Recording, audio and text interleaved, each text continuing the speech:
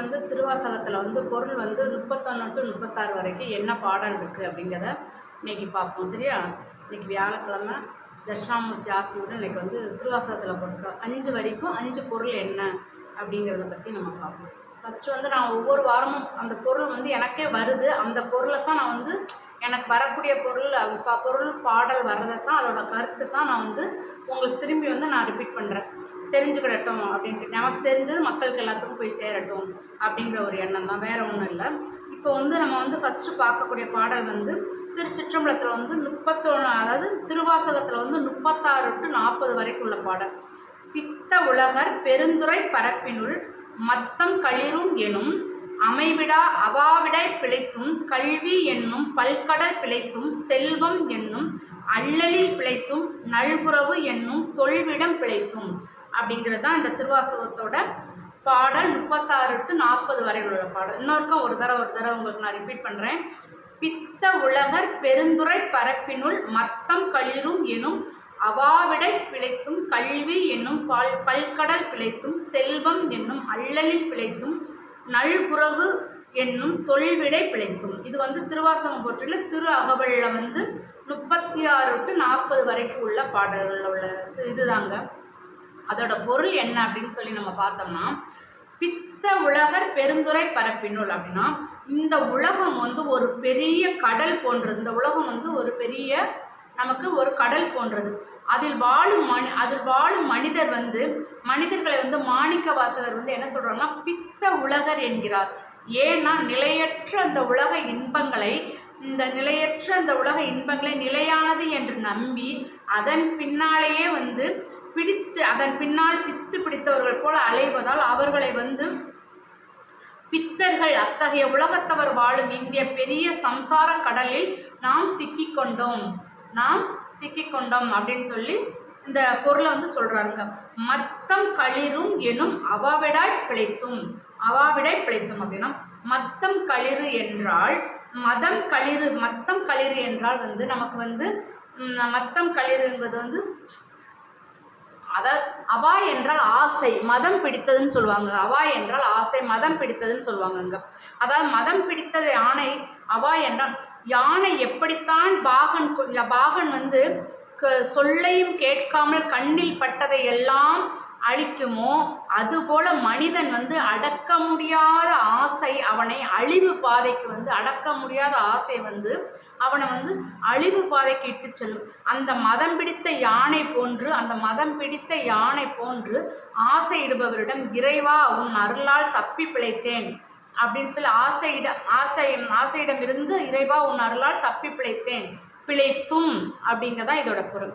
கல்வி என்னும் பல்கடல் பிழைத்தும் அப்படிங்கிறதுல பொருள் என்னன்னா, கல்வியை வந்து கடல் என்பார்கள். ஆனால் மாணிக்க வாசகர் அதையுமே தடையாகவே பார்க்கிறார். இங்கே கல்வி என்பது அகங்காரத்தை தான் தருதுங்கார். கல்வி என்பது என்னன்னா அகங்காரத்தை தான் நமக்கு வந்து தருது அப்படின்னு சொல்றார். அப்புறம் வந்து உலகில் வந்து கல்வி பல நூல்களை கற்றுத்தரும். உலகில் வந்து கல்வி வந்து பல நூல்களை நமக்கு வந்து கற்றுத்தரும். அந்த கற்றுத்தருக்கும் செய்தே நான் அறிவாளி என்று கற்றுத்தந்தவங்க எல்லாருமே நான் தான் அறிவாளி அப்படின்னு சொல்லுவாங்க. அதை தான் கர்வம் அப்படின்னு சொல்றாங்க. அதாவது வந்து நானே அறிவாளி என்று கருதும் தருக்கம் ஒரு பேராளி போன்றது. கற்றானதால் ஆய பயனில்லா கொள்ளறிவான் நற்றால் தொழார் எனின் என குறளுக்கேற்ப இறைவனை உணராத வெறும் ஏட்டுக்கல்வி என்னும் கடலில் மூழ்காமல் தப்பினேன் என்கிறார். செல்வம் என்னும் அள்ளலில் பிழைத்தும். செல்வம் என்பது பொதுவாக இன்பம் தருவதாக கருதப்படுங்க. ஆனால் அடிகளார் வந்து அள்ளல் என்கிறார்கள். செல்வத்தில் சேர்ப்பதிலும் வந்து நமக்கு வந்து துன்பம் தான். அதை காப்பதிலும் துன்பம் தான். அது குறையும் போதும் பெரும் துன்பம் தான். செல்வம் சேர்க்கும் போதும் துன்பம் தான், அதை காக்கிறதுக்கும் துன்பம் தான். அது குறையும் போது நமக்கு வந்து அது பெரிய துன்பமாக தாங்க இருக்குது. மேலும் செல்வம் வரும்போது நமக்கு என்ன செய்யுதுன்னா தலக்கணம். செல்வம் வரும்போது நமக்கு வந்து தலக்கணம் வந்து பெருகி இறைவனை கூட நம்ம வந்து சாமி கூட நம்ம மறந்துடுதோம். தொழில் வெற்றி பின்னாடியே நம்ம போய் இறைவனை கூட வழிபடுறது வந்து நம்ம வந்து மறந்துடுதோம். அதைத்தான் அப்படி அழகாக சொல்கிறார். செல்வ செருக்கினால் அதாவது இறைவனை மறக்க செய்யும் அந்த செல்வ செருக்கினால் வரும் துன்பத்தில் இருந்து நான் தப்பினேன் அப்படின்னு சொல்லி மாணிக்கவாசகர் சொல்கிறார். நல்குறவு என்னும் தொல்விடம் பிழைத்தும் அப்படின்னா செல்வம் துன்பம் என்றால் வறுமை நல்குறவு அதைவிட கொடியது வறுமை. செல்வம் துன்பம் என்றால் நல்குறவு வறுமை, வறுமை அதை விட நமக்கு கொடியதுன்னு சொல்கிறாங்க. தொல்விடம் பழைய நஞ்சு என்கிறார். நஞ்சு எப்படி உயிரை கொள்ளுமோ அதுபோல வறுமை ஒரு மனிதனை மானத்தையும் அறிவையும் நற்பண்பையுமே அழித்து விடுங்க. நற்பண்பையும் அழித்து விடுங்க. வறுமையால் சோர்ந்து போய் இறைவனை தேட துணைவின்றி முடங்கி போகும் நிலையிலிருந்து உன்னால் மீட்கப்படுகிறேன். எப்படி சொல்கிறாரு? வறுமையால் சேர்ந்து போய் இறைவனை தேட துணிவின்றி முடங்கி போய் நிலையிலிருந்து உன்னால் நான் மீட்கப் போகிறேன் என்கிறார் அடிகளார். இதை தாங்க சொல்கிறாங்க. பணம் வந்தாலும் ஃபஸ்ட்டு நம்ம இறைவனை கும்பிடணும். இதுதான் நம்மளோட இது. கல்வி மட்டும் இருந்தால் போதாது, செல்வம் மட்டும் இருந்தால் போதாது. நமக்கு மனப்பக்குவம் வரணும், பண்பு வரணும், எல்லாமே நமக்கு எல்லாம் இருந்தால் தான் மக்கள் நல்லா இருக்கும். இதில் தான் அவர் சொல்கிறாரு, செல்வம் வறுமை பணத்திலேருந்து நான் மீறிட்டேன் அப்படின்னு சொல்லி மாணிக்கவாசகர் இந்த பாடலில் திருஅகவல் 31-36 அழகாக எடுத்து சொல்லியிருக்காரு. அந்த பாடல் வரிகளை சூப்பராக எடுத்து சொல்லியிருக்காரு.